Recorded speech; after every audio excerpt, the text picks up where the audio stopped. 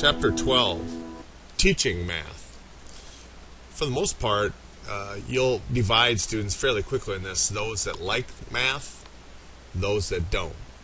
As I've told you in the past, so critical to master those early math facts and addition and subtraction facts so that you can have a future success. And what the research says, and this chapter bears this out, that a huge part of that is teaching. The teaching methods, the teacher, the relationships, and the student's attitude. Their attitude, a positive or negative attitude, comes from what happens in school, specifically the teacher. So I encourage you to pick this up. Be a strong math advocate. Be excited about math. Be an encourager, because it can be a real challenge to some students. Okay, teaching math. Chapter 12 in teaching math, and just here's the flyover of it, so you can kind of see what's coming. First, just some basic terms and processes, and in that they do a pretty good job of describing some of the difficulties. And then we'll look at these research things, about selecting appropriate stuff and acquiring. It's a little hard to follow, so I'll try and bounce back this time so you know where we're at. But I'll cover these here. And then instructional practices about these basic rules. These two programs here that are commercial programs, and then some specific activities to teach those concrete, semi-concrete activity things. Some functional math, estimation, calculators. But this, we get down here, I'm going to ask you to step in on the math activities, and each one of you will get one of these topics yourself to explain those activities. And I'll talk more about that when I assign that. And then these instructional games, each one of you will be assigned one of those to develop that and demonstrate that to the class. And then we'll do something with these commercial programs and stuff. Now, on this also, I want to say you got to be prepared because there's several test questions over these activities. Okay, let's go on to chapter 12 in teaching math. Somewhat of a traditional look at math.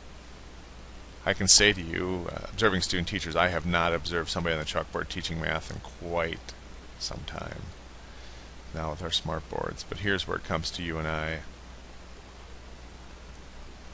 And that seems high. One out of 10, one or two out of 100.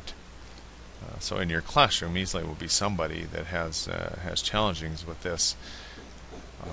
But if they do, it seems the research is quite clear how it haunts them. Fuchs and Fuchs there. And here, this is out of the textbook too. That this is a study from 2009 that 28% of fourth grade students perform below a basic level of achievement. Basic, 28% below basic. 39 attained a proficient in math. So only 39 are proficient. So really, that leaves you 61% below proficient. Yikes. Then 27% of 8th graders. This is 4th grade. Now 8th grade are still below. So 28 still at 8th grade, still 27% below basic. And then only 34. So this was 39 by the time 8th grade, down to 34 proficients. Yikes. Okay. So with that, let me take you over to the textbook.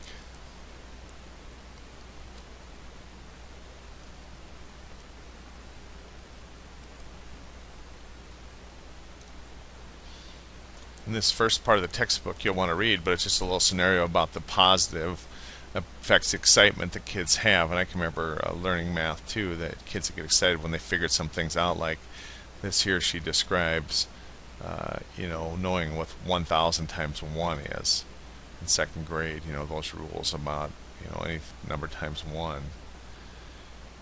Many students have problems result in school failure and lead to much anxiety. Okay, deficits in math are a serious problem for many.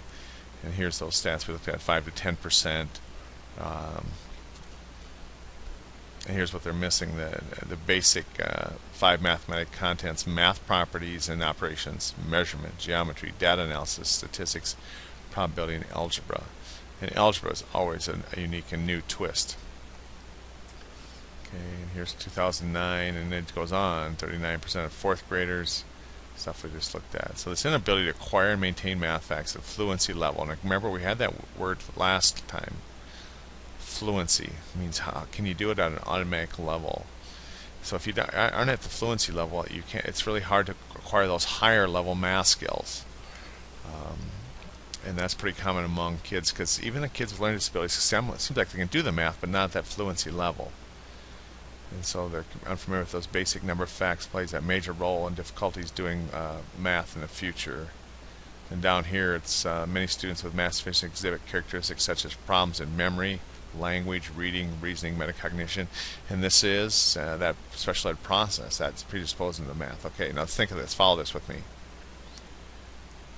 One of the things that we determine in special ed is the goals. We find a deficiency. We determine there's a disability in math learning. And so they have a learning disability in math.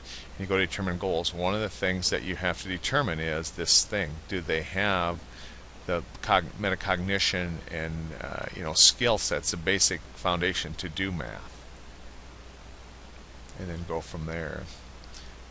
These authorities believe that poor or traditional instruction is the primary cause. Okay, that'll blow you away a little bit, but they're saying here, these experts are saying that the main cause of it is poor instruction. Yikes. Okay. Numerous studies support the position that students with math disabilities can be taught to improve their math. Okay. So I say yikes. Go on over here. Comes down here about basic terms and processes. All right, this I going to give you 5 areas are estimated to learning addition, are of essential to learning addition, subtraction, multiplication, and division. Understanding basic facts, place value, structures, and you know this, but I'm going to clip this and give this to you also to bring in so you have it.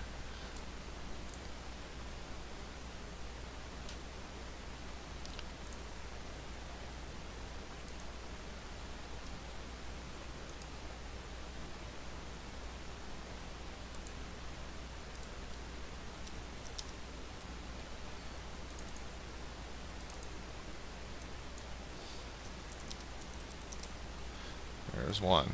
Well, we make quite a few of these throughout here. So you got the math terms, and I say you know these. You just want this. So understanding means comprehending the operation at the concrete, semi-concrete, and abstract levels, all 3, and we discussed what those are. So it's not just one of them. It's be able to do them all, because you could be able to do the blocks or the pennies or something, but can you do it on the paper pencil? All right. There are 390 basic facts. Did you know that? That's on the test, so you'll want to know that. 100 addition, 100 subtraction, 100 multiplication, and 90 division facts. Which are those the most challenging? Division, right. Research shows this. And here's just a little thing about place value, how you can teach it just through the place value. And I can remember going through this with my kids at home and how excited they were that they could do that. Okay, so that's simple place value. And then structures of where this falls in here. Another important factor in teaching math is knowing algorithms. Algorithms are the steps used in solving math problems. Okay, so if you want to know that, put that in your notes right now on the top. Algorithms are the steps used in solving math problems. Someplace in the top of your notes here, I want you to put that in there, because you're going to want to know that on a test. The definition of algorithm: steps to solving math. So here's the research: effective math instruction. It's now clear that curriculum design teacher behavior, and student engagement directly influence math achievement of students with learning problems. Again, this is what's so interesting, is the curriculum and your enthusiasm, your excitement, your take on math. Okay. They determine what should be taught, and curriculum also says how it should be taught. And that's a thing. Think of this now. Go back to what you know, what we learned in like Foundations of American Ed. What to be taught. Oh my gosh, could we discuss this in great depth for hours in the math curriculum? What should be taught? Now, I'm not saying at this level there's a lot of discussion, but when we get up to upper level math, some of you could make a great case of what value some of the upper level math is that we teach. Very interesting. And how to teach it is where a lot of the research comes in. 4 principles of prevention of math difficulties: instruct at a quick pace with varied instructional activities, high levels of engagement, set challenging behaviors of achievement, incorporate self-verbalization methods, and present physical and visual representations. And I think this could be of help to students. Here's some of the terms. It's a little hard to speak in this, and addition is add-in, or sum is added up, subtraction, minutin, subtractin, difference, sum, no add-in, multiplicatin, or factor, multiplier, quotient, dividend, product. Now, let me say this to you. Here's why it's important to have these terms. These are the terms that show up on the standardized test. And what research found was teachers were teaching the skill adequately or proficiently, but weren't using the proper terms. The student comes to the test, doesn't understand the terms, sees some of these terms they're not familiar with, and not sure what to do with the operation. That's why it's important to have terms. And there's what we just discovered. So when you start asking kids to memorize, know that's what you're up against. You're asking them to memorize 390 facts. I told you before, and I remember learning multiplication, that once the light came on for me, that all you had to do was memorize this, it went a lot easier. What's the group of multiplication that's the hardest to learn? I'm sure you've heard this. The nines. For some reason, students struggle to learn the nines. Let's say, here's you, the teacher behavior. So what should be taught and how it should be taught have great impact. 4 principles. Instruct at a quick pace. And how do you know what that pace is? And here's the one that's maybe more of a kicker: is varied instructional activities and high levels of engagement. What's high levels of engagement? High levels of engagement are students doing something other than writing numbers. Students actively involved in it. Then you want to set challenging standards for achievement of what they should know, and let them know. Keep them apprised of it. Incorporate self-verbalization. And if you're not familiar with this, a little bit different. That is having the kids self-talk through things. I remember my kids come home and went rounding, and I carry this, and I do this, and I cross this line through this, and they were verbalizing it. It's a thing. Now, some kids, this is what happens in research. Some kids, this will not help as much as others. Some kids will not need this, and so you might have to kind of sort that out. But they're finding that kids that verbalize through tend to do better sometimes in picking this up. And then present physical and visual representation, a number of concepts of problem-solving situations. Here's that concrete or semi-concrete here to introduce it. Appropriate math content, teach the acquisition of math, mastery, teaching. Okay, and so that's what we're going to try and get into this here. And again, let me take you back here. That's what's up here. These right here. So we're going to try and bring those together for you. All right.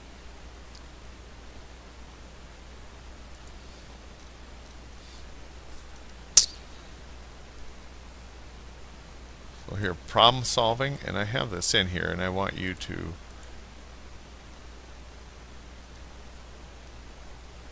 I want you to tell me on here, each of these, there's 12 of them here. And what I want you to do with all 12 is tell me why they're important for essential math. 12 things. Put this in there. And here's what it looks like. Problem solving here all the way up to here. So here, let me, for example, give you estimation. Here's what I want you to bring in these kinds of things. Students must be able to perform rapid mental approximations to establish reasonableness of the solution. And we'll talk about this later, but I'm telling you, kids with learning disabilities hate estimations. Hate them. But without some aptitude in estimating, you have no idea if your solution is reasonable. And there will be a lot of examples. There will be examples of not reasonableness. Okay, so each one of those have a statement like that, and I want you a short quip why we teach these 9 essentials, and bring those in your notes. So here it takes you through the 12. Okay, and also this another document about conceptual understandings. And so too, I want you to tell me something about each of these in your notes. That's I believe the next one. Okay. Why those are important. Conceptual understanding, procedural fluency, strategic competence, adaptive reasoning, productive disposition. Nah, don't worry about that one. That one's too confusing. Let me take you back. Okay. Many experts recommend that math instruction focus on problem solving with authentic context. What's authentic? Authentic context? Yeah, real life things that they know about. Sometimes hard to do, but makes it more interesting as it would for you and I.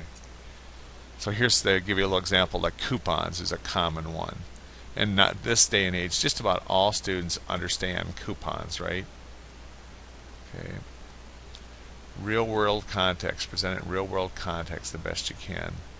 Stress the importance of telling students skills for which they have the necessary pre-skills. So what does that mean? Okay, again, we go back to this thing of trying to teach algebra if they don't have basic math facts, even division without basic math facts. And so what you're going to do is you're going to back up and want to teach these math facts. You're going to get lots of pushback from the kids. I already know how to do this. And what you'll have to bring into the conversation is at this fluency, automaticity level. And so your challenge as our special ed teacher, or even the regular class teacher, is to get them to work on these skills without boredom or pushback. And so that's where you really go into computerized things, games and stuff like that, to get them to think faster and to get that. And that's get you to this big idea. Big idea represents foundational knowledge and especially important for students to understand. According to these folks, represents major organizing principles, have rich explanatory predictive powers, things like that. All right. For example, the 4 operations of addition, subtraction, multiplication, division are based on the big ideas of place values. That's the big idea. So, teaching acquisition of math. Let me take you back here. Okay, we're coming up to teaching acquisition of math. We talked about selected content. Now, teaching math. Okay. Variable plan for teaching problem solving include the following: assess the students' math skills and identify appropriate instructional objectives. We talked all about that in the last chapter of assessing math. What is it specifically they're missing? And then a commitment, get a commitment from the student to learn those math skills and goals, set goals. And part of that is keeping them apprised. That's where we comes into graphing and stuff. And let the student help you graph. You'll do daily or at the least weekly assessments of progress. And you'll communicate that by letting them help you put that up and keep track. Elementary and secondary students with learning problems have responded well to goal setting in math. It has some steps here. Adequate time for that. Arrange to confer with students in a place that does not permit others to overhear, so they know, have some confidentiality. Encouraged to do most of the talking. Begin the session by guiding students through a self-evaluation. Listen to students. What a novel idea. Sometimes it's easier said than done. Without interruptions or judgment, because that's what we want to interject, and I'm guilty of that too. If necessary, lead students to revise their goals realistically by asking open-ended questions. Encourage them to set goals and skills acquisition and proficiency. And there's that word again, proficiency, that students aren't really too excited about. And maintenance and generalization, and then record the results of that conference. Then the third step, effective teaching steps to teach a math skill. In other words, things that you know. Then teacher modeling. You model explicit strategies like that successful strategy instruction requires modeling of competent strategy use, sufficient and appropriate example. So this is you here. Okay, and then focus on your interactions. Improve the quality of instructional course for teaching math by you. Okay. It's your attitude and approach. And concrete and semi-concrete abstract sequences, and you know about this. You start out with those 3-dimensionals, go to 2-dimensionals, and then even 1-dimensional things in that step. And it talks about that, and you can teach concepts and rules. And there's tons of these to teach, but often kids with learning disabilities will do better if they have that rule background to lean on or to call on. Okay. Place value, finding such rules such as any number times 0 or 0 is like this. Okay.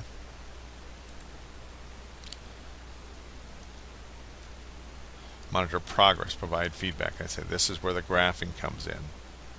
Feedback is potentially even more important for learning disabled children, so they can visually see the progress. I found that feedback helps students with learning disabilities complete more problems and improve accuracy from 73 to 94% by giving the feedback on their progress. And here's one that's feedback acronym. I'm going to give you this one so you have it.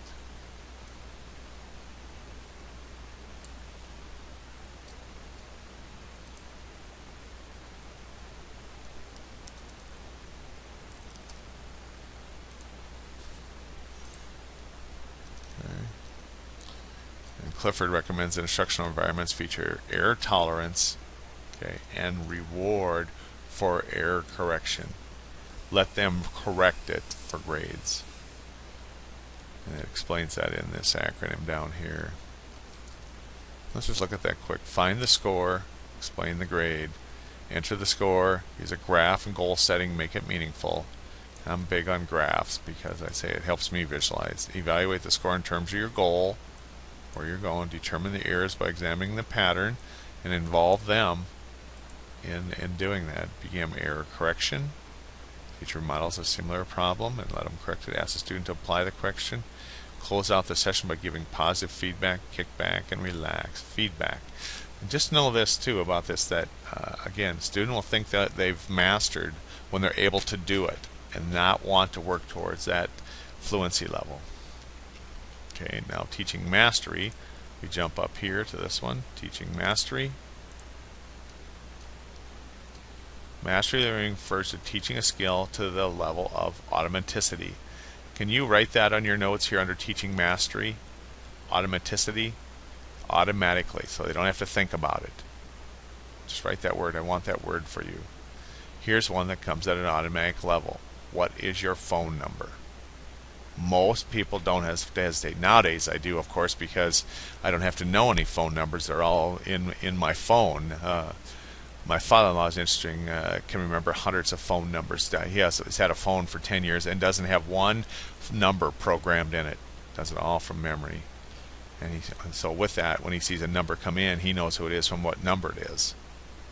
Very interesting. But for the longest time, everybody could recite that. That's automaticity. You don't have to think about it. I can rattle off my social security number, address, all that. You know, one thing I'd like to memorize is my credit card number. Don't know it yet. Know most of it. Okay. Each mastery of skill provides numerous benefits, including improved retention and improved ability to compute or solve problems.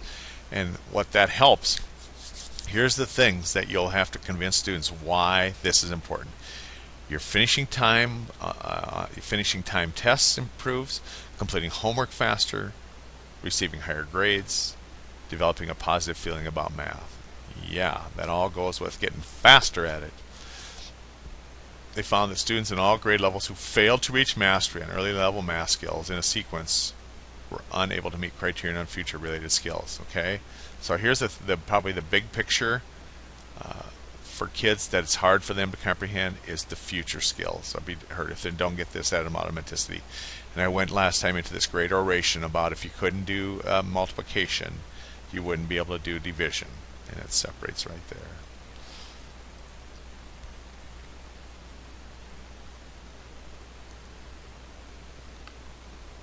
The following techniques can improve the speed of math computation, and I'm going to clip that also just so you have that, because I think that may have be of value sometime.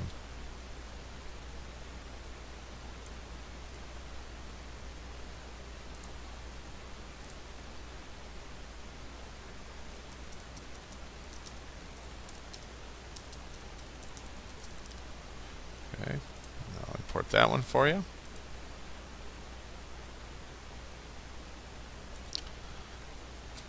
You can reinforce the high rates of correct response, set a goal, a rate goal, chart the performance, determine daily practices once they know it, tell students to work faster. I'd change that to encourage.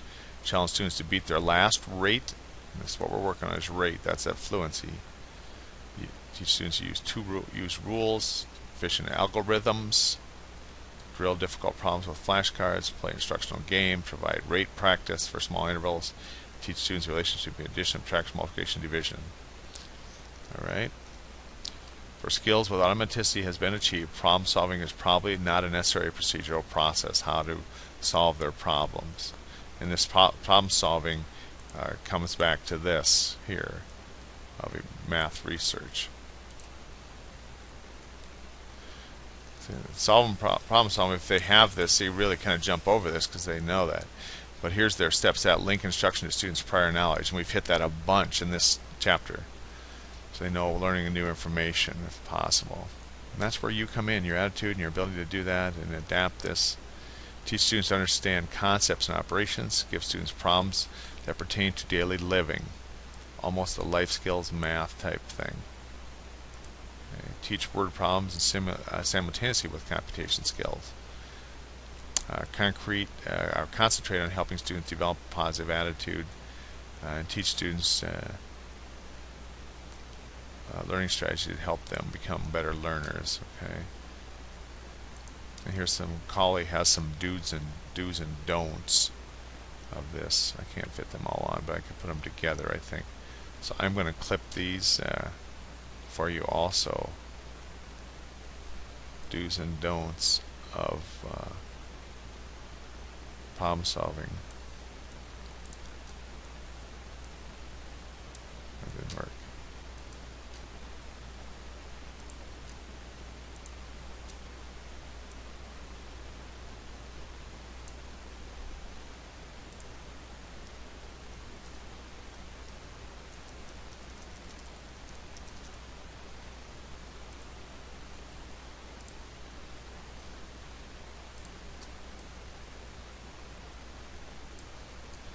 And always make sure you're crediting these as you bring them in. That's where they're coming from.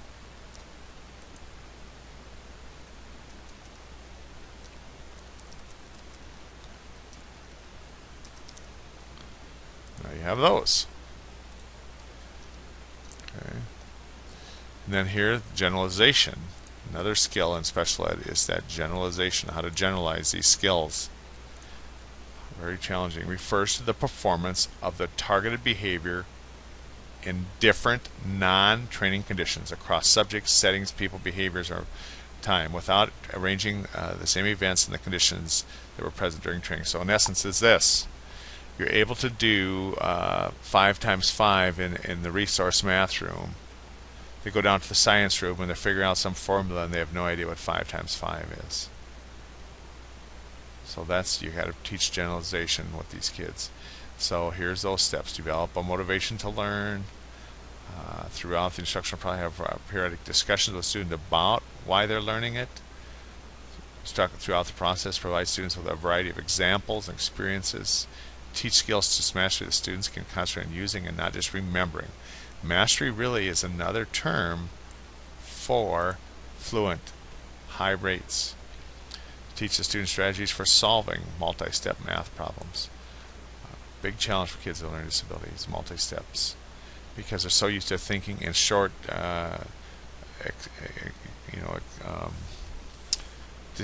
distinct steps. Teach the students to solve problems pertinent to their daily lives. Here comes that daily, regular lives, everyday living, life skills type thing again. This is that teaching to mastery. Okay, and then use reinforcement contingencies that are likely to occur in a natural environment. In this way, students do not depend on artificial contingencies. Resources only available in the classroom to maintain and use that learning skill. And once the skill is established, move the teaching situation to a highly controlled format and encourage students to generalize. And it's explicit, implicit. Again, remember what explicit is, that you very directly teach it. And implicit is where they imply they figure it out themselves. Two different things. Okay. And here's some steps for that. And I'm not going to go through all that. But jump ahead. Come back to here. With the math instruction, and here's the positive attitude towards math. How you do that. And it has some steps here. Math instruction must be designed to ensure success, promote positive attitudes. You have to gear it towards that. You have to control the degree of rigor and how hard and how fast, because once they get soured on it, it's a bigger challenge to get them back. Okay, steps like involve the student in setting challenging but attainable goals. Ensure the success of building on prior skills that they already have. Bring what they know into your teaching. Relevance. Continue to teach about the relevance of math and real life skills. Communicate positive expectations of the student and behavior. Help students understand the premise that their own efforts influence both success and failure. And they often, like my kids, don't want to hear that they're the reason, but it's definitely part of it. Okay, and then model an enthusiastic and positive attitude yourself. You have to love math and working on it. And reinforce students for efforts on math. And a lot of this in our behavior, of course, is about how to reinforce. Okay? And that takes us through this. And now we go into these instructional practices for problem solving. Okay. Instructional components for teaching instruction presented in this include teaching procedures and activities presented through this. The first is Thornton and Toohey, their Math Facts program, and they have some steps here, and I want you to bring this in. It's called Math Fact. It's their program, and you can look this up, but you consider prerequisites for it, provide ongoing diagnosis of the assessment, and here's just some images of it. Modify the sequence in this. Before drill, teach students strategies for computing answers on unknown facts of it. I don't know what those are. And here's an example of that. Some self-talk, some big things, okay? Start big and count on. Remember that? I remember that was a big thing when I was teaching math, about teaching kids that term, count on. Start with the big one. So here's the big one. 7, 8, 9. Or you go 6, 7, 8, 9. You count on. Plus 0 stays the same. Okay, those are just little strategy things. Order of the add-ins does not affect the sum. Meaning if it's 6 plus 8 or 8 plus 6, it's the same. Those are little strategies of sequence. Okay, then modify the presentation of activities. Fit those each student. Control the pacing. Huge thing is how fast. Knowing when to move faster or slow down. Critical to good fact integration. And help students discriminate when to use strategy.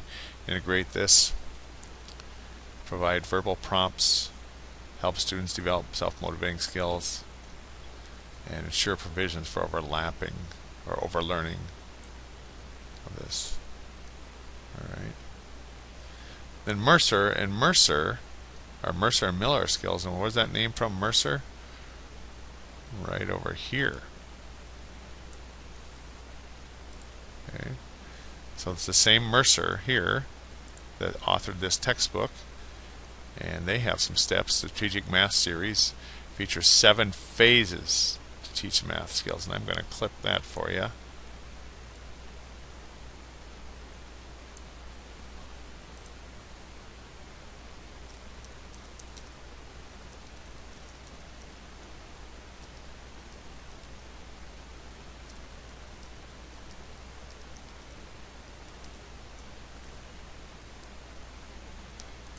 Okay.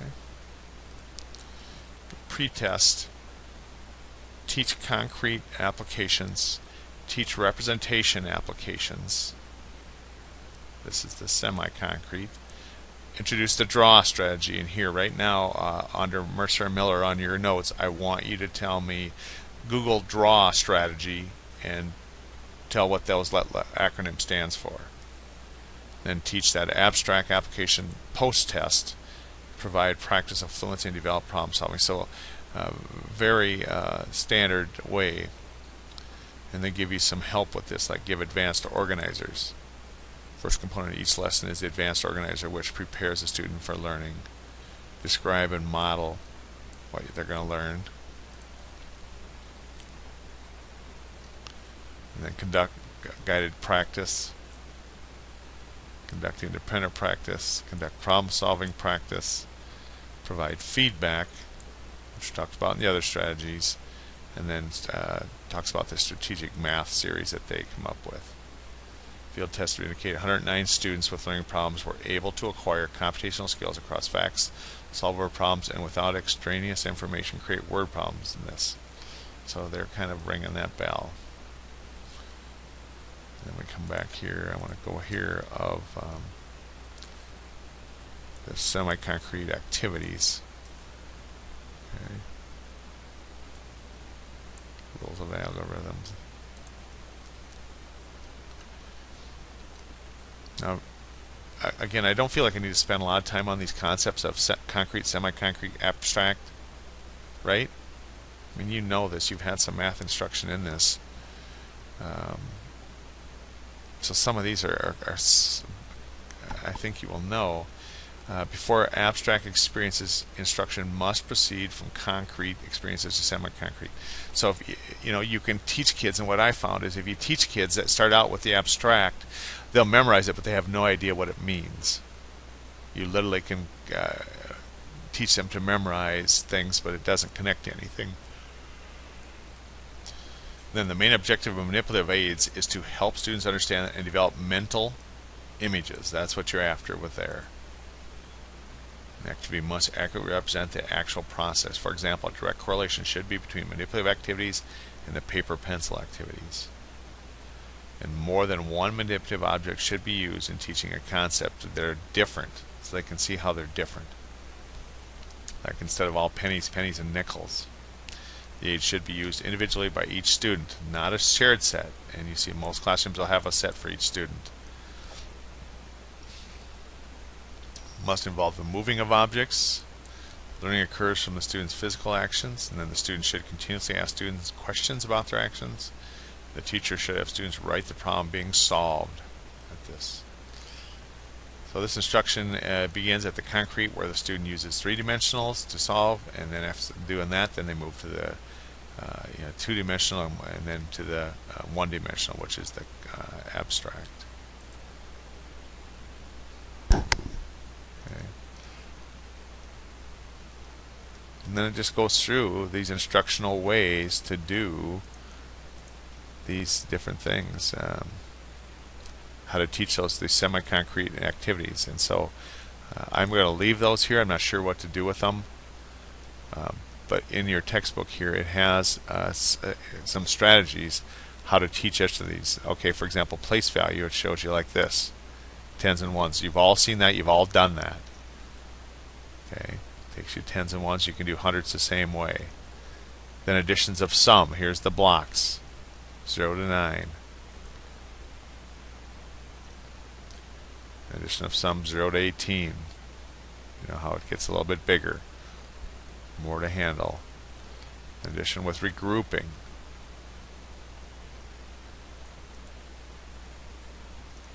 Okay. And then subtraction. But it takes you through each of these here in the textbook quite well with diagrams on how to do this. But most of this you know. I wouldn't think that you would need a lot of review on a number of these things. Okay.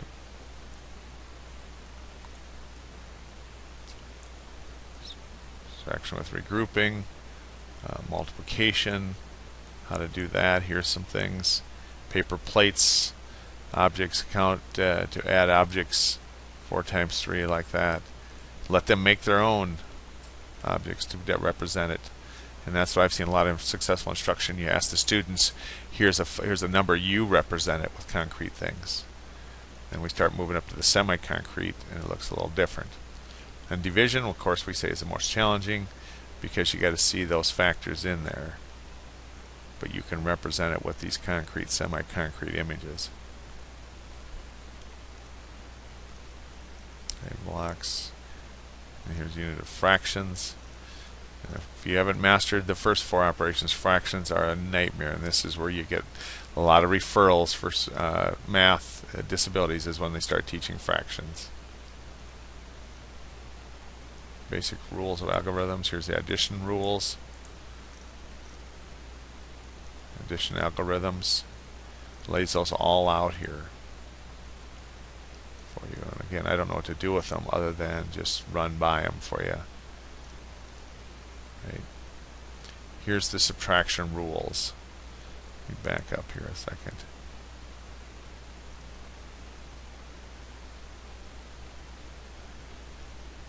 Maybe I should clip these rules for you. The addition rules and subtraction rules. Let me see. I could do that, and then you'd have those. Because here is the subtraction rules down here. Maybe I will. I'll clip those rules and so you have them too on your wiki space. Here's the multiplication rules. Rule 9 is in multiplication. And the division rules. 5 of those. Yeah. And these are get too many, but what you're going to do is make several pages of these to embed on yours. Here's fraction algorithms. And I'm going to give you these steps. Arise the strategy and advise the steps needed to solve story problems. I didn't see the fraction rules. Was there some division rules? Apparently not. Division algorithms. Again, the algorithms, you know those. And you know the division rules, it'd just be a nice reminder. Okay. Problem solving interventions. So you have this.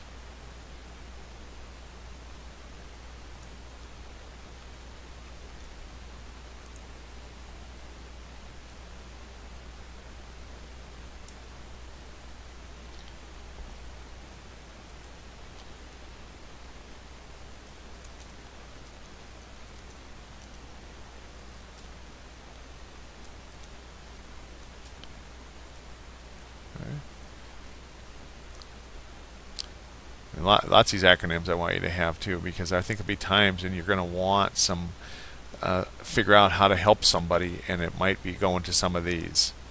Go back to your wiki and open it up and look at some of these. Strategy based intervention cue cards. Read what is a question, reread it, what is necessary. This is, I think, too, well, you'll see this will just torment kids with learning needs in math, is these story problems, because I have a hard time bringing those out. Right. Categories of addition and subtraction word problems. Okay. I'm going to give you that too, so you have it.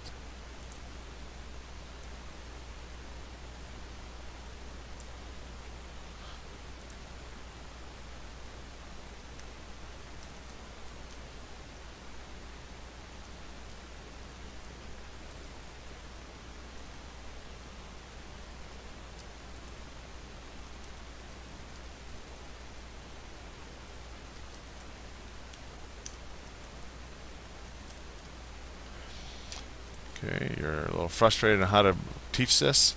You come back here and it gives you some ideas on what kind of problems to make. Okay, teaching story problems, the Montag's explicit modeling of cognitive. The intervention also included verbal rehearsal, corrective and positive feedback, guided practice, mastery skills. The specific cognitive strategy includes the following: read for understanding, paraphrase in your own words, visualize a picture or diagram, hypothesize a plan to solve the problem, estimate or predict. And again, if you don't do estimate and predict, you have no idea what's reasonable. A computer do the arithmetic and check to make sure that is right.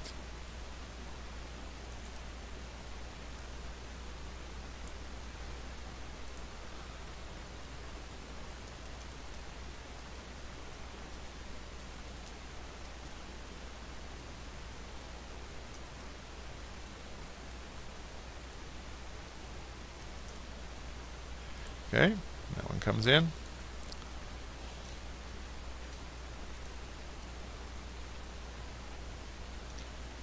Here's another one, cap.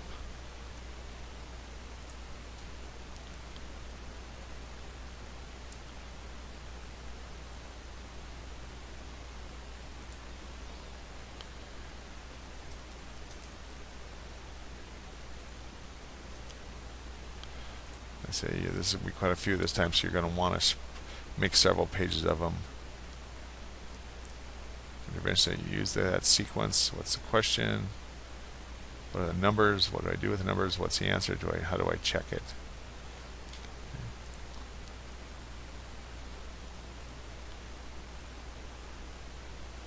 Multiplication problem solving sequence. It's a long thing. Comes over here, and then here's another one, star. Clip that. Algebra problem solving.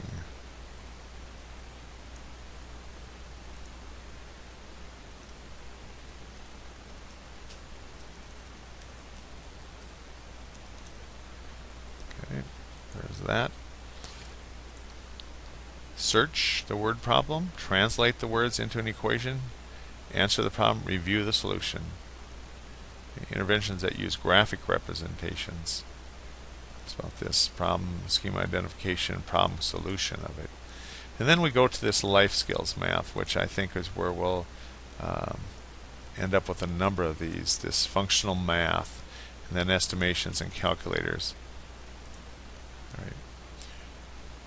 Primary goal of math instruction for these students should be prepare them to use math in their daily adult lives. And here's that challenge in special ed. When do you stop working towards higher level math and really start to concentrate on this life skills math? Huge debate year after year. It's where you want to bring parents in, give some parents input on this. Because it's a death of something too. When you say, you know what, parents, I know we're in 6th grade, but we're going to quit working towards pre-algebra or fractions, and we're going to start working on figuring out square footage and recipes and things like that. So real world math involves such skills as budgeting, estimating, purchasing, hiring, playing games of chance, reading graphs and tables, planning travel and transportation. And for the most part, it seems like kids with learning disabilities, certainly by high school, this is what their curriculum will look like, these things.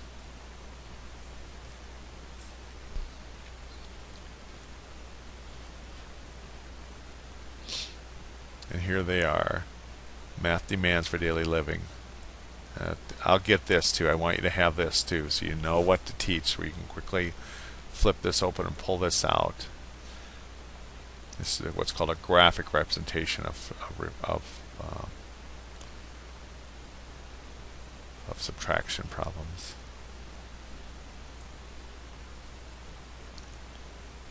Then we get into estimation. Estimation entails the forming of an approximate answer, approximately the cost of grocery items, the dimensions of room or reward, and the ability to check the reasonableness of calculations. Okay, I'll give you an example.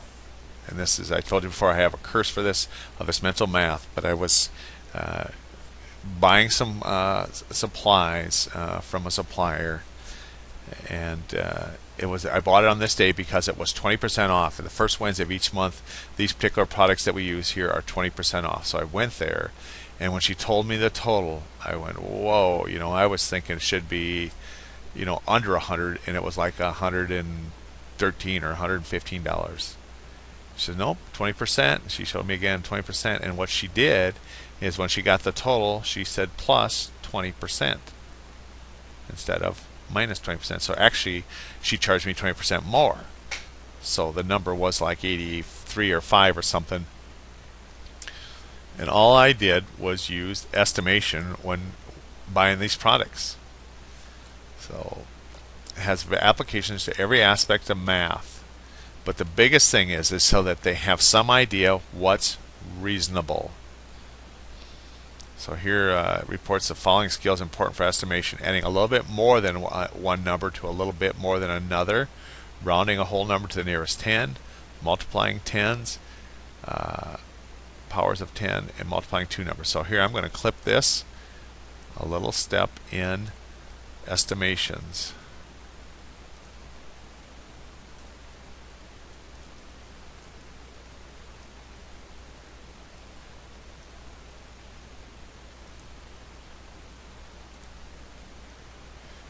Fractions estimation often involves in dividing a particular fraction as close to 0 as 1/2 from 1. Activities promote estimation skills include the following: present the student with a computation problem and several answers. Have the student select the answer that is most reasonable and then verify it. And a lot of your textbooks will take you through this. But I just remember I taught 7th grade math and how they hated estimations. Just show me how to calculate. Because to estimate, too, it really takes some cognitive skill to visualize groups. For example, this: can you visualize, or can you estimate which would be, or how would you estimate which would be a bigger piece of the pie? If you got 2/5 or 3/7. Okay, there's where you would estimate and be able to visualize. Okay. Provide cards with 2-digit numbers. Give a group of students a set of cards and have them do it. Color cue and underline the thinking digit on how to estimate. Do you remember which one that is? Okay, and calculators is another one, folks. Just be very careful with calculators in special ed. Calculators are used widely in our society to make calculations accurate and easy. Agreed? We all love them. Got it on my phone, got it on the computer.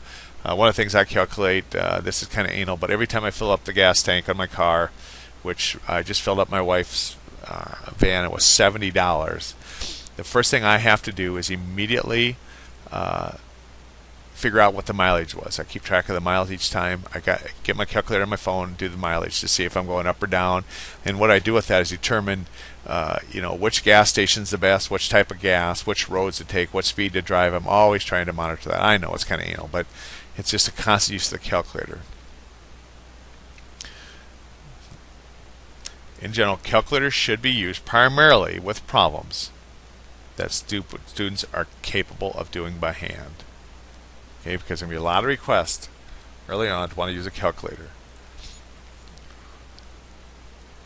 Okay, and that takes you through this. Encourage the student to press the clear twice. Should just really clip this in here also on calculators. Guidelines for calculator. So you have this too. It's very interesting.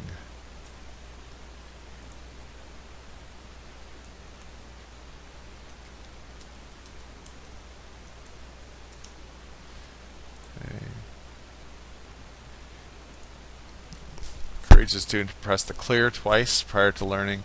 Point out the sequential number of configurations on the calculator and locate the initial functions. Encourage the student to watch the display panel after each entry and check the results for reasonableness. And again, if you can't estimate, folks, you don't know what reasonableness is. You don't know. Alright, stress that weak batteries or broken calculators can produce incorrect answers, and encourage the student to operate the calculator with the hand not used for writing. This facilitates the ability to record results. One hand operate the calculator.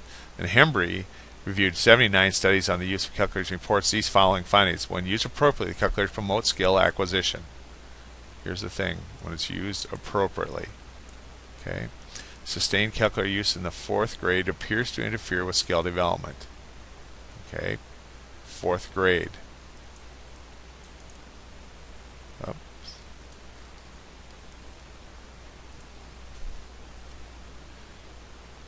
All right. Down here on Hembry. And then the use of calculators when taking tests result in higher achievement scores, and the use of calculators improves the attitudes of students towards math. Why? It's faster. For the most part, kids that have math difficulty are very slow and they feel like it speeds them up, because it does. Instruct the young student to place interesting or personal numbers on display in the screen. Okay. Present real-life problem situation for the students to solve on the calculator. For example, place 3 books on the student's desk and 5 books on others. State the problem situation. Ask the student to use a calculator to show how many total books there are. Instruct the student to enter the 548 in the calculator. Next, use the student to use addition or subtraction. Change 7 to 0. Stuff like that. Have the student round each add-in. Instruct the student to use a calculator to divide several numbers by 10. Provide various math problems. All those will help them to understand place values. Okay, now here let me show you something that I have found with calculators. Do you know where the calculator is on your computer? Come under here, and it's generally under what do you call it, accessories. Just about everybody will have accessories on these PCs. When you click on accessories, you get enough, and just about always a calculator here. But here's my point about calculators. Calculators, for example, can I use my calculator? We're doing these, all right, and we're doing division. And we see a division problem that says divide 700 by 14. And you do this.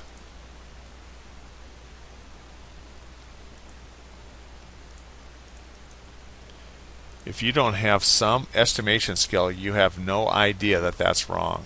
And this is what I experienced over and over with calculators in the classroom. If you didn't manage this, that's what happened. That's what you got. Or we're doing fractions, and you should figure out fractions to decimal, and you would go like this. Oh, 1/5, 5 divided by 1. Oh, it's 5. Okay, and not even understand the reasonableness of that. So in students using calculators, always be on your toes, and you've got to teach this estimation. Is it reasonable? And depending on their skill level, they may not even know that. So that's why you be very careful, because they may say, for example, this doesn't matter, 5 plus 5, or like this, 10 plus 6. It doesn't matter if you put the 6 in first or the 10. It's a commutative. But if you go the other way, if we're going to, I've seen this happen, we're going to 322 take away 10, and write down the number 312 and not know there was a problem. So just be careful of that if you're going to use calculators.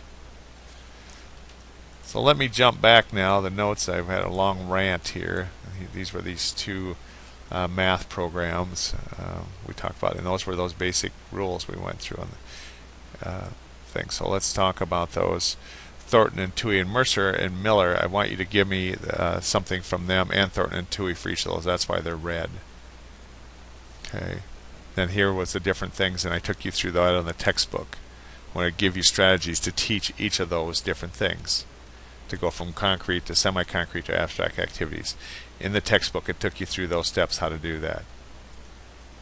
Okay. All right. And then also it took you through this, and I clipped a little bit, and I'll clip those rules for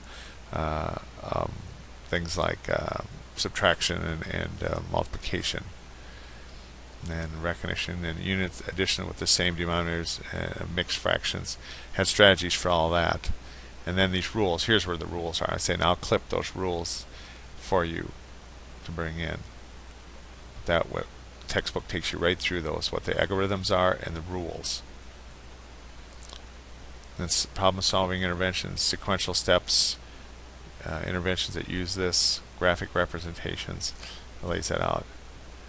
And then we talked about this, life skills, math, estimations, calculators, and I clipped some stuff on that for you. Now we get into the math activities, and here's what it's going to be. I just want to show you. There's a list of activities to teach readiness, to teach place value, general computation, addition, subtraction, multiplication, division, fractions, time, decimals and money, measurement, word problems, and then here's the instructional games. Okay, and each one of you get one of those. Okay, and here's some self-correcting materials we'll look at, and then the commercial programs. We'll break those up. Software. Okay, let me do this too, and take you back here. So I say each one of you will get an entire group here. And then the instructional games, everybody will get one of these to do, and then we'll do these collectively. Okay, that is teaching math.